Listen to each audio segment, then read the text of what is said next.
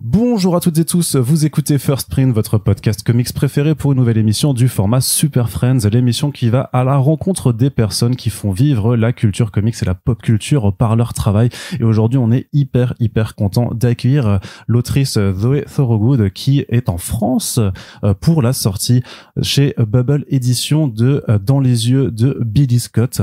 Donc on va pouvoir discuter avec l'autrice qui nous vient d'Angleterre de ce premier ouvrage qui est publié, sachant que maintenant elle a commencé à faire une carrière chez Image Comics notamment avec Rain ou avec encore une autobiographie qui s'appelle It's Lonely at the Center of Earth. Donc on va un petit peu parler de tout ça avec Zoé. Je lance le générique, c'est une interview qui sera en anglais complètement, c'est un SuperFriends VO et puis on espère que ça vous plaira. Si c'est le cas, n'oubliez pas que vous pouvez soutenir cette émission et partager les podcasts sur les réseaux sociaux et nous soutenir sur Tipeee pour qu'on puisse continuer à faire ce genre d'interview. Et maintenant place au générique et à l'anglais.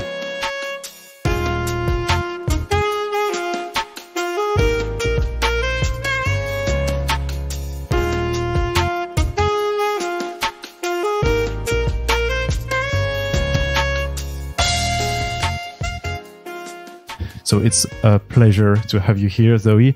Thank you for your time. I hope you're doing well in France. It's the first time that you're visiting us. Sure is. Thanks for having me. And so for people that might not know yet who you are, could you introduce yourself a little bit? Okay, I'm Zoe Thorogood. I'm a British comic creator. I got my start with the impending blindness of Billie Scott about 3 years ago now. And ever since, I've been working mostly with Image, doing Rain with Joe Hill. Most recently, I've just come out with an autobiographie comic with them called It's Lonely at the Center of the Earth. Yeah, that's about it, really. Yeah. Could you tell me a little bit about when you started drawing? Because it seems I've read It's Lonely, so it seems like you've always wanted to draw, or am I mistaken? Actually, I was never really big on art. I find my story quite unusual with this, where when I was younger, I was really into stories. I loved stories. I loved reading. I was a big reader. I could read when I was very young. And I wanted to be an author. When I got older, I got really into comics and manga specifically. I got really into the Pokemon manga and then Death Note when I was about 13, 14. But I still didn't really draw much, but I would write a lot and I would always have these characters in my head. And I started wondering, like, what do these people look like? Which is why I started drawing in the first place. But I was never very good at it. And my art teachers always hated me because I wanted to draw, but I was terrible at it. I was easily one of the worst in the class at art at school. And it was one of those things that I had to really push myself at. Like, I'm not naturally gifted in art. It's like when people say, "Oh, you're so talented." It's like, no, it's not. It's thousands and thousands of hours. But yeah, so I started drawing properly, like, trying to draw seriously when I was around 15, I think. And then I just every day, it was all I wanted to do. And it was all I did. Yeah. Was there any, at any time, like a switch when you knew that you wanted to be a comic book artist, a cartoonist? Well, I always loved comics, and I always was drawing comics in my spare time, but I didn't know that I could actually do it as a job. It was one of those things that seemed so mysterious, and one of those things like, how do you get into that? And so when I was around 18, when I was deciding, what I wanted to kind of do with my future, I was going into concept art for video games. I'm a massive fan of video games. I always say I know it's blasphemous to say, but I almost like video games more than comics. And I just love character design. I love the story that a character design can tell. And that seemed like a slightly easier and more obvious thing to get into. So I worked in concept art for games for a little bit. And then realized that actually my love wasn't in the design. It was in the storytelling behind the design. And this was when I started posting my comics and ideas on Twitter. And I wasn't really doing it looking for it as a career. It was more just something that I found fun. But people kind of gravitated towards what I was doing. And then I slowly was getting editors interested in it. And at this point, I didn't really understand how the comic industry even worked. So I didn't really know what an editor even did or how to get a book picked up or anything. But people, would keep sending me emails to the point where I was like, oh, I think I maybe can do this. Which was, that's how it happened. Okay. And how did you get into contact with Every Hill Publishing that published your first book? Was it already a book that you had done, or did they contact you to do this book? So what happened with Billie was I had posted a bunch of it on Twitter. So I had, at that point, all I had was a sketch that I did of Billie, which at that point I didn't have a story. She was just a little doodle I did one evening. When I was waiting for a friend I was staying in a student house and my friend was going to cook us all dinner and he was taking so long that I got bored and I just started doodling this character. That character ended up being Billie. At that point, she didn't have a story, but I found her design so charming that this story started kind of evolving around it. And I started posting these sketches on Twitter. I had the title, eventually, like a few days after I came up with the title. And this story just started building. And then it kind of, it caught attention online. And I had attention from a bunch of publishers who ended up going nowhere. But at this point I was like, man, I really want this to be a book. And I'm a big fan of Tilly Walden, who has a lot of books with Avery Hill, and how she got her start in the industry was through Avery Hill. And I thought that what I was doing felt a little bit like her work. And so I ended up contacting Avery Hill about it. And then they said they'd take it.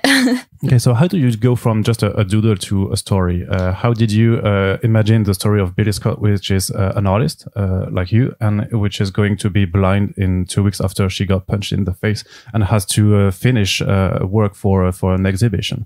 So it came about because of, I always tend to put myself into my stories, maybe a little too much, and I'm hoping to maybe stop doing that in the future. But with Billie, and I was 20 when I wrote it. I'm 24 now. But what happened was, at the time when I was doing these doodles, I've always had problems with my eyesight. Like, since I was 3, my eyes started deteriorating, and so I've always been having all these issues with the opticians. And at that time in my life, I was seeing these black dots in my vision, and I went to the opticians, and she said to me that, oh, don't panic, but this is your retina tearing and you are at risk of going blind. Like, if this keeps happening, you need to go to A&E immediately. We can fix it. We can laser them back together in 24 hours. But it was worrying. Luckily they kind of stabilized, and it happened due to stress. But it was scary enough that I thought, what would happen if I lost my eyesight? I'm an artist. I make my living doing art. What is going to happen to me? And so these kind of two things, having these doodles of this charming character that I liked, and I wanted her to, I didn't know who she really was at this point. All I knew that she was going to go on some kind of journey. And I had this thing happening to me that was scaring me with my eyes and my vision and my self-worth, I guess, in relation to art. And these two things just kind of came together really organically. And then the story just started kind of building and building. And I was definitely pulling a lot of inspiration from my own life and my anxieties at the time as, a young person. And even though you say that this is a book a little bit about yourself, it's all a book about people, I think, because her journey is in the end just meeting people and drawing them, telling the stories. And you seem that you've said that you're interested in people. Yeah, I've always been fascinated by people or I've always been fascinated by characters. As I got older, I think it became more of a fascination of people in general, and kind of people's just attitudes and who they are and what makes them who they are is something that's always very interested me. And I'm a very just socially awkward, anxious person. So I always feel like I'm kind of an observer of people. And I think that definitely shows in my work, because I love characters, and I love how, diverse people are, and, just how they look, how they act, what they want. I find that's just so interesting. And so this is it the other thing that happens to Billie Scott in the book? How much of it is inspired by what really happened to you? Did you go into a bus with party girls, or did you meet a hobo with a dog? No, nothing's taken so direct to that. The story is not the only thing that was actually quite true to life was I was living in a student house where the people I was living with didn't really know that I existed. And that was kind of Billie's starting point was kind of where I was at the time. And then everything after that is complete fiction. But the people in the book, definitely a lot of them are pulled from people that I know in real life.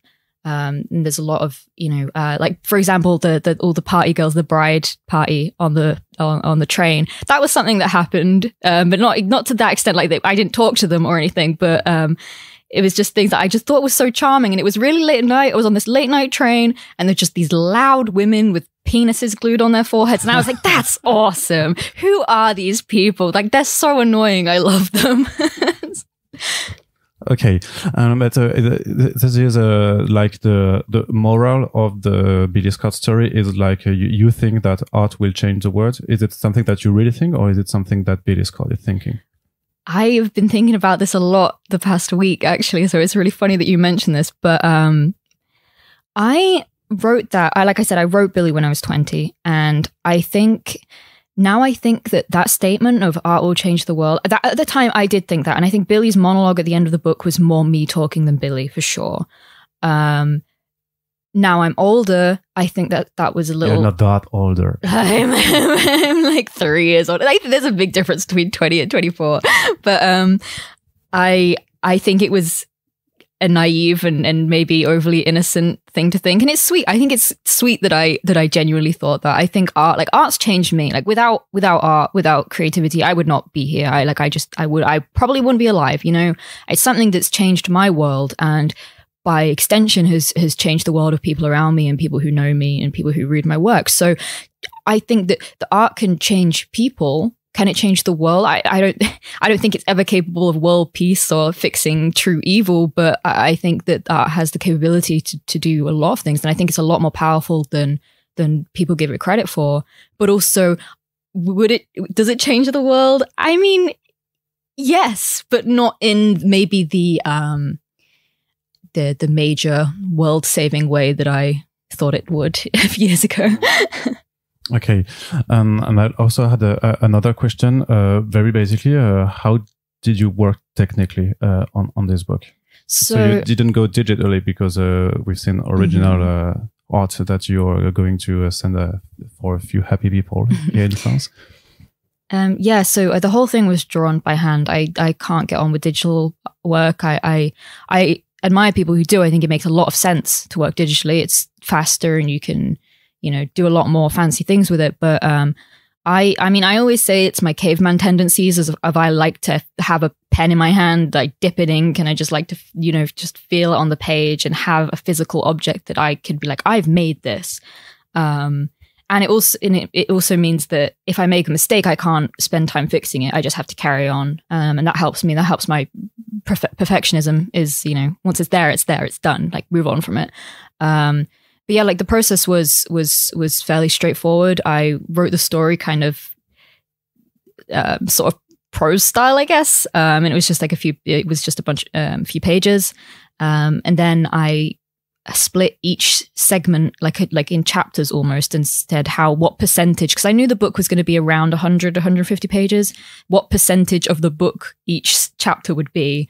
And then I just went page by page and just started laying everything out. And then I went through my editor who checked it, turned things around, and then I just went on to final pages. But from the beginning, you envisioned Billie Scott as a graphic novel. You never tried to make it a comic book, like in single issues before going to be published? No, the thing with that is I find graphic novels easier because I don't have to worry about cliffhangers or because with single issues, obviously each issue you want to have, a peak point and you want to have what's going to happen next at the end. And Billie wasn't the kind of story where there was enough, shocking moments that it would split into issues that would make readers want to maybe read on. I'm not sure, like maybe I could have worked it out, but I just think the graphic novel format was so much more easy for me. And it's just like less stress.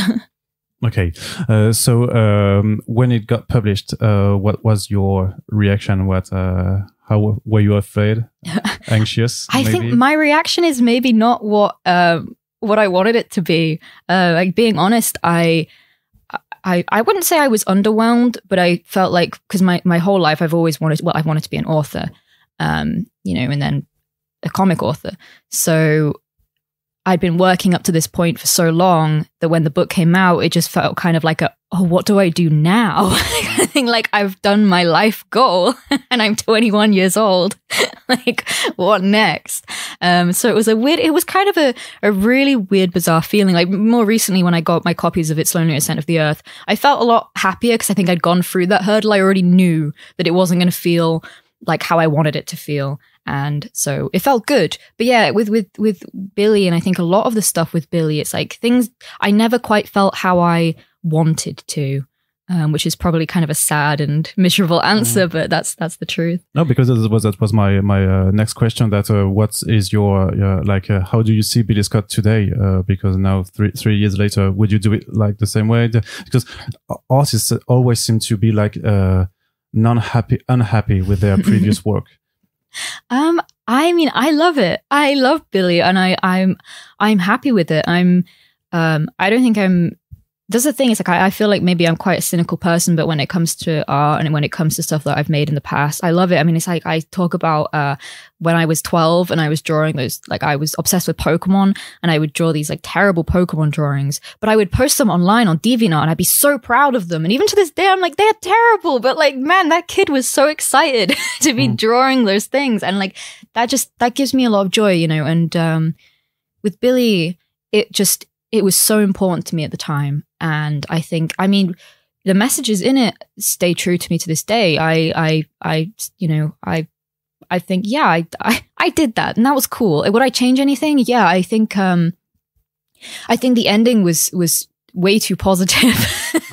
And I mean, a lot of people said like it was very like it was you know, kind of bordering on cheesy and perfect, and I completely agree with that. I think well, she's still going blind. Yeah. But like everything wrapped up very neatly, and I kind of went on to learn that that's not how real life happens. But you know, at the time, like I said, like I was young. I was only like it's just for a teenager, you know. And I think I was writing this kind of perfect ending because that's kind of what I wanted for myself, almost in a really, really strange kind of egocentric way. But or maybe you would just want it also to make people happy with a there was definitely a lot of that. And it was like when I was finishing it, it's like when COVID was starting, and so the world was just extremely chaotic, and it just felt good to have this story where everything just was good in the end, and bad things happened, but they all fixed themselves. And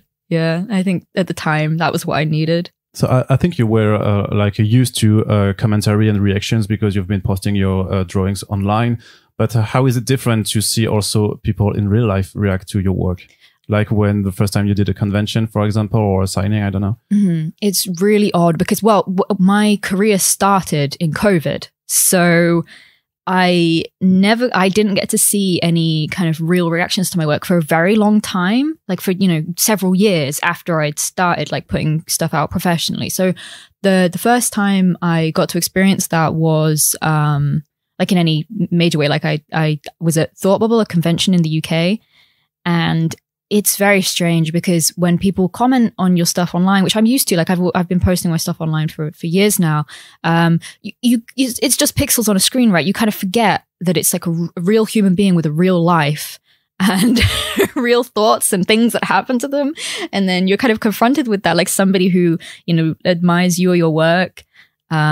It's a really bizarre feeling that I'm not used to, and I'm never very good at responding to it in a way that feels sincere. Like it means so much to me that I can't express it. So I feel like I'm always kind of seem quite dead inside, which is sad because that's not how I feel at all. But it's such an overwhelming experience, you know, to have that kind of connection with somebody but not know them. It's very odd. And this is also a graphic novel that got a lot of success, a critical success. You've got a prize for from the beginning in 2009, I think. Mm-hmm. And that's how you've been getting noticed by also the American industry. Could you tell us a little bit about that? Yeah, so Billie happened, and it blew up a lot more than I expected. I think just people just connected with the story and with the idea of, you know, somebody who'd worked hard towards something and was going to lose it all. And there's a lot of, you know, I talk a lot about mental health in all my work, and that kind of links into Billie as well. And I think that's something that, I mean, especially during COVID and like, you know, like isolation and stuff. And so it kind of, it blew up online, and I started getting noticed by, you know, more American publishers. But I'd had ties with people from Image even before Billie came out, because they were interested in my work, and just things didn't quite work out. But yeah, like after the success of Billie, I think that's the thing, and maybe this is something that's quite difficult, but getting Billie published was really, really rough. I had a lot of publishers interested, and nobody would take a chance because I was a new creator and I was young. Avery Hill, that's why Avery Hill are perfect. Avery Hill look for young creators who haven't got anything out, and they lift them up and help them to go to other places, which is just fantastic. Like I truly can't thank them enough for that. But because, you know, like lots of other publishers were interested and it just didn't happen. But after Billie, things have been so much easier. You know, I can pitch something and be fairly confident that it will get picked up. Whereas before that, I could pitch this, it could be the exact same project and nobody would look at it, you know. And that's just the unfortunate thing about publishing, is you have to really keep throwing stuff at walls. Because I have a lot of like young creators asking me, how do you break into comics? And it's one of those things that you have to just persevere so much, and maybe be a little bit of a nuisance. Like, and it's unfortunate that it's like that, but I guess you also have to go through the rejections and be done with that, and just say it's not a big deal. I can have like 10 rejections, but if in the end you get published, it's good either way. I think rejection is something that people struggle with, and it's something that you have to come to terms with really fast. I think with any kind of creative industry, is that not everyone is going to share your vision, but you just need to find one person in industry who understands what you're trying to do, and it gets so much easier. But finding that's the challenge. Okay. So one thing I find amazing in Billie Scott, it's like quite a grounded story, but you've got a few pages in which you let a little bit more like fantastic elements, like the splash page with the big eye. It's really one of the pages that struck me at the beginning, and it seems like you like monsters and fantastic stuff like that. Where did you get your influences in that kind of field?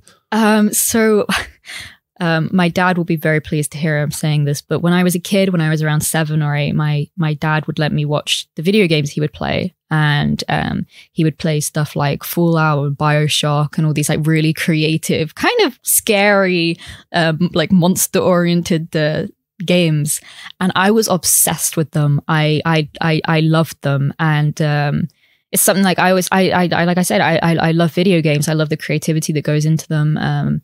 And I've worked in games, and I love design. And the thing that was funny about those Billie pages, like with the giant eyeball and stuff, is that they weren't originally supposed to be in them. But I was so bored of drawing streets and people and just normal things that I messaged my editor, and I was like, I need to do something weird. Like, I'm getting so tired. So like I added some dream sequences of just like really trippy, creepy stuff. Because that's what I love to draw. Like if I'm just gonna doodle something, I'll draw something, you know, strange, or some creatures or something horrible, just because that's what appeals to me. You know, I love grounded stories, and I love drama, and I love, you know, stories about people. But when it comes to art, you know, it's like I love Chainsaw Man. I love that kind of just creativity where you can just be like, what is this? So yeah, it's like I'm going forward. I'm definitely going to combine more of that. Like I love the human element of Billie. Like I love that, but drawing it had its moments of, oh, why did I do such a grounded story? Yes, but you wouldn't change it to add more like. Oh no. I think it has a good ratio.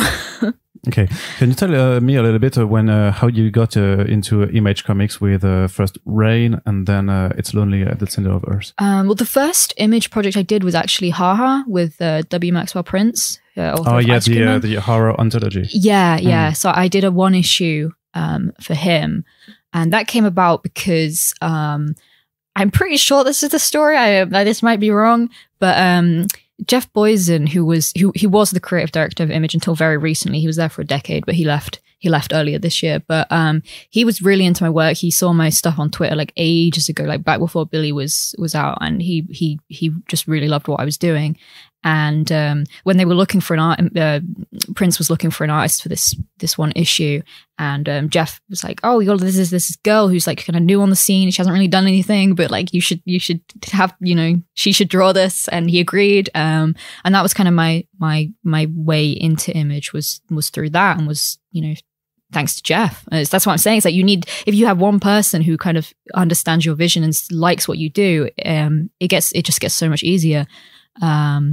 And yeah, then with Rain, this was shortly after. Wait, when was this? It was after Billie was released. I can't remember how long after. But yeah, my work was kind of blowing up online, and Chris Ryle, who was the editor, and Ashley Woods. Yeah, maybe? Yeah. Mm. I don't know how much Ashley had to do with it. I've only spoke to Chris really, but he said, like with Billie was just this emotional story, but he also saw that I drew a lot of horror stuff. And so they wanted an artist who could kind of handle both the emotional side and the more grotesque horror side. So that's how that happened. And is it difficult to draw for someone else's script? Yeah, I find it challenging more in a way where working with other people, I enjoy it, but there's a sense of disconnect where when I'm working with somebody else's characters, I don't really know who these people are, who these characters are. I can only understand what is given to me. Whereas if I'm drawing my own characters, I know what's going on in their heads. I can kind of quite easily think how are they going to react in this situation exactly, and kind of that leaks into the art. Whereas with working with a writer, you're never entirely sure. You don't have the full background, even though you can ask them questions. Well, yeah, of course, but I think there's and there's definitely like because I'm a writer artist. Writers are selfish people, and they tend to put themselves into their stories a lot. And so I think there's always things going on in the writer's life that are leaking their way into the book, and so you kind of have this slight disconnect from it, or at least I feel like I do.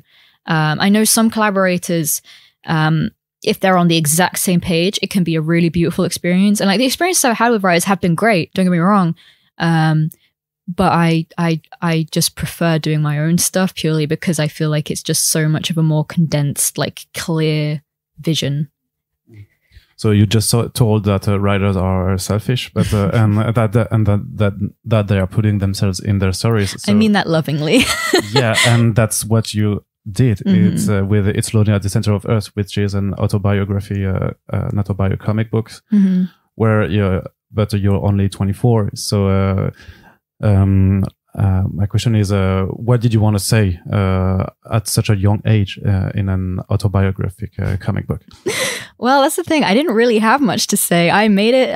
My autobio is a really weird project, and I think it's like, I mean, people who've read it, I've seen some reviews who said this is not anything like what I've ever read before, and I think that comes from the fact that I didn't write it because I felt like I had something to say, or like I had something I felt like I needed to share. It was more like it happened because it needed to. It was one of those things where art has always been my refuge, and creating things has always been my refuge. And last year I was just going through just a really bizarre, rough transition in my life, it felt like. And the way that I express myself is through that. And I was never planning on the book being an actual book. It was more something that I started drawing the first few pages. It was after a breakup, and I started drawing these pages of what I was doing at the time, like just purely as a way to manage. I just moved to a new city. I didn't know anybody. My partner had left me, and I was like, oh, what do I do? And so I just started drawing, but I started posting some of it online, and people were really connecting to it. Were really connecting to what I was saying, and I was just being just so honest and just like kind of pouring myself into this work. That I was like, well, I guess this will be a book. And how did you build the story? You had to put some parts of your childhood. You're also telling about yourself as a creator and how you started doing Billie Scott, for example. You're mentioning your first convention signing and stuff like that. And yeah, so how did you choose the parts of your life you wanted to put into this work? Well, not a lot of thought really went into it. It was more like when I was drawing it, like there was no plan for the book. I was drawing one page at a time, and what happened. It was very experimental, and I think some of it maybe doesn't flow very well because of that, because it was, you know, some of the pages, you know, were drawn as like almost exactly as things are happening. Some were drawn after. They were like, it was mostly like if something happened in my real life that I felt reminded me of, like, so a lot of the book is kind of is supposed to be present day as I was living. But there were some things that happened that made me maybe harken back to memories from childhood, or maybe explain why I am the way I am. And so then it kind of felt natural to kind of delve into the past a little bit. But there was not really any thought going into it. It was just pure, like, directly from my brain to my arm to the page. And weren't you afraid of giving too much for other people to read? Because you really put yourself in this book, and it's really like way to analyze what's your relationship to other people, because you seem to want to connect to people but can't, and there's really like when everything comes to you and says this is so relatable, and you don't seem to like it, or like you can't relate to people saying that your work is relatable. It's a really complicated feeling, because I've always been somebody who's just never quite fit in, and I think a lot of creatives feel that, right? And so yeah, having like a bunch of people say that my work is relatable, it's a really, really odd feeling, because am I? I mean, I guess I must be if people are feeling that. And I'm glad that people can connect to the kind of like the darker side of myself and the things that I say. I think that does provide some kind of relief. But yeah, it's odd. I've kind of forgotten what the first part of that question was. No, it was like how you put yourself into right, the... Yeah. I was never really worried though. Like when I started making it, like because I don't connect to people very well, I feel like I also have this kind of thing of I don't really care if people read it and think, oh, well, I wouldn't have said that in a book. Like, well, I would. Too bad. Yeah, I don't know. I'm a person where, like, I think that there's I struggle with kind of interaction and with people, because there's kind of a lot of social cues that I maybe don't understand, and there's always so much more beneath the surface that people don't let on to each other, and that's something that's always confused me. So I think this book was me just being like, whatever, like this is me. I know this is you guys as well. Like we're all pretending. But you still managed to get it published. So you pitched it like, hey, Image, I'm going to do an autobiography. So I didn't think Image were going to take it, but I had, at this point I had quite a lot of it done, and a lot of people online were like asking, like, is this going to be a book? When is this going to be published? And conventions people were like, when is this going to be published? I want to buy this as a book. And I didn't really know it was even going to be a book at that point. It was just this kind of like weird personal thing that was just keeping me alive.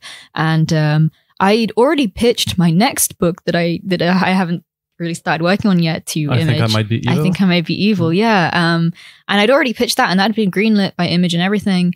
But I needed to make this autobio. At this point, it was like it kind of this beast that had got out of control, and I needed to make it. And so I emailed Eric Stevenson, the publisher at Image, and I was like, this is really weird and probably annoying, but I'm making this book and it's really strange. And here are a bunch of pages from it. Can we publish it, please? And he just responded with one line saying, this is phenomenal, let's do it. So that's how that happened. But yeah, I didn't expect them to take it at all. Okay, and so in this book, you're really pushing the boundaries of storytelling. Like you're breaking the fourth wall every 4 pages. You're also, even though it's not always like drawn pages, like sometimes you just put the scripts and you can. So this is really, really amazing. So also, how did you get these ideas? Also, I don't know if you were thinking about like, I have to do this right now. I have to make the reader be surprised by what they are seeing on the next page. Again, like I wasn't really. Every day I would just wake up and I would just get to my desk, not really knowing what I was going to be drawing or making that day. And I would just do what came naturally. And I wouldn't really think about it too hard, because I think there's stuff with work like that where you can overanalyze. And I think it was really important just to do what I felt like. And so like there are some parts that definitely maybe don't work as well. I read a review that said like the changing styles, it was just so jarring, and like they couldn't read it because it was just like every page felt like a different book almost. And I mean, I was really inspired by, I like a lot of like video games especially do this. I'm a big fan of, there's a game called Doki Doki Literature Club, which is a horror game in the form of a dating sim that breaks the fourth wall, and it's awesome and it's just horrifying. And I love those kinds of when, you know, stories and real life kind of manage to mix together in such an interesting way. And, you know, like I see the book as like, the character of Zoe in that book is almost trying to break out of the book to connect with the reader, and is doing this in various ways. Like, you know, like there's a few pages of just me. I was texting myself on Instagram so I could screenshot it and put this 3 entire pages of just texts from me directly to the reader. And there's just like all this crazy stuff. And like, yeah, just some pages are just scripts or just broken scripts. So like, just, I don't know. I just found it really interesting. I found like the book itself was just such an experimental playground for me to just do whatever I wanted. And that's another reason I massively respect Image, is just, it's freedom. You know, I can do what I want. I can try all these crazy ideas. Not all of them work, and a lot of people don't get it, and a lot of people don't like it. And that's cool, and that's fine. I love having that freedom. And this was really amazing how also you can depict your own depression or your own monster, like in the form of a real monster. So is it something that you've been doing for quite some time, or was it for the book? Yeah, it's something I've been doing for a while. Maybe not as explicitly as it is in the book. Like in the book, it's like very obvious. But it's, I mean, I've always, when I was younger, I was really fascinated by Silent Hill. I never got to play it because I never had the consoles it was on, but I would watch like playthroughs on YouTube and stuff. And I was obsessed, like the idea of like having monsters personify your, you know, like your literal demons, right? That was an idea that I just loved. And it's something that shows up in horror media a lot. And some people say it's overdone. It probably is, but it's just such a cathartic way of looking at things. And as like a creative, and as when I was a kid, when I was such a creative kid who maybe couldn't express herself as well. I mean, I can barely express myself now, but as a kid, I definitely couldn't. And having that kind of being able to put complicated feelings onto a character, or specifically a monster, or something that's just kind of unnatural, just it's a very cathartic feeling, I guess. Okay, and so are you still always so self-depreciative that you're saying that you are in the book? Or are you trying to go past through these feelings? I'm trying. I think the book. After I made the book, I felt just relief.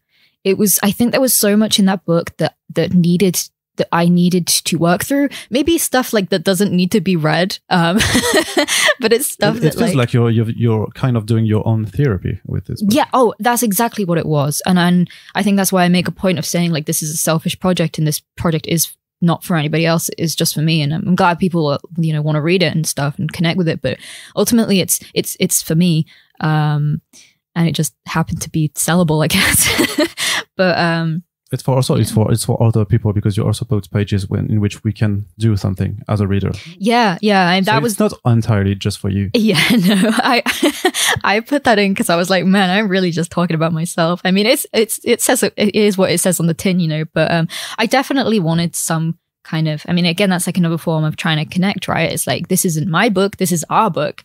How much of that is what I truly think, and how much of it is just like, this is Zoe the character? I don't know, but yeah, the book felt like, finishing the book felt like I was drawing a line, like very literally, under kind of a chapter of my life. And the past year has been so much better for me mentally, which is, it's it's funny, it's ridiculous, and sometimes I think maybe it's kind of placebo effect, like I'm trying to convince myself of that, but who knows? You know, I'm glad I made it. Ultimately, it's been a massive help to me, and I do hope that it helps other people. I've had some really sweet messages from people that, you know, deal with especially stuff like, you know, suicidal feelings and stuff. That said it helped them kind of reframe how they think, and it does always feel good to, you know, not feel alone. So because it's not so lonely at the center of Earth in the end. right. People keep asking me what the title means. It's like, I feel like it's fairly obvious, but if it's not obvious, the book makes it very obvious by the end. No, it's quite obvious, I think. And so, can we expect like some more light-hearted work from you in the future? Yeah, I hope so. I mean, I Think I Might Be Evil is. The title seems to be very lighthearted. It's dark and it's a horror, but it's also quite ridiculous. I liken it a lot to it's kind of my inspirations for it were Silent Hill and Sailor Moon, which I feel like says a lot about it. Like it's tonally it's quite odd, but it has all like the kind of character drama and charm and maybe cheese from Billie, but also it has a lot of like darker stuff that's, you know, more interesting to me personally. But after that, I mean, I want to find balance with my work. I mean, I enjoy a lot of like really dark media, but I also I love comedy. I'm a big fan of comedy. I like to do stupid little doodles where I try to be funny a lot. That you're putting also into a book that you're selling on conventions, right? Yes, like brainworms. And so like I love fantasy, and like when I was younger, I always wanted to do this story about like time travel, this school for time travelers and stuff. And I would love to get to a point where I feel like I can do that. And I think I'm getting there. So in a few years, definitely, like I would love to get more into some like young adult stuff that's lighter and more fun and more kind of stuff that I liked as a kid. I'd love to get to that point. Is it like, are we talking about like a Ricky Wilde? Yes, yeah? That's the one. So you're going to be like, you're going to do a young adult adventure book about Ricky Wilde in a few years. I would love to do that if anybody will let me. Okay, but we'll be looking forward to that. Thank you very much for your time, Zoe. Thank you.